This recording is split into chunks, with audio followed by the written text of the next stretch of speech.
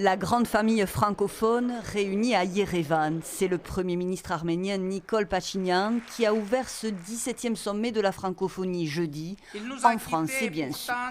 Après un vibrant hommage consacré à l'enfant du pays, l'artiste français décédé la semaine passée Charles Aznavour, Nikol Pachinian met en avant son pays, l'Arménie, jeune membre de l'organisation mais fervent défenseur de la langue française. Son contribution et son apport aux travaux et activités de nos instances, au même titre que sa volonté de faire rayonner la francophonie dans cette région, ont certainement valeur d'exemple et attestent la relation forte qui est nouée entre l'Arménie et la francophonie. Le Premier ministre arménien n'a pas manqué de rappeler les valeurs humanistes qui soudent la communauté francophone, la démocratie et la défense des droits humains. Et c'est avec la même verve que le président français a défendu la diversité d'une famille unie autour de la même langue et de valeurs communes. Emmanuel Macron qui appelle aujourd'hui à l'élaboration d'une nouvelle charte de la francophonie. Quel est le bon périmètre de la francophonie ? Faut-il se contenter, pour entrer dans notre famille francophone, de prendre quelques engagements en matière de langue française ou de respect des droits de l'homme ?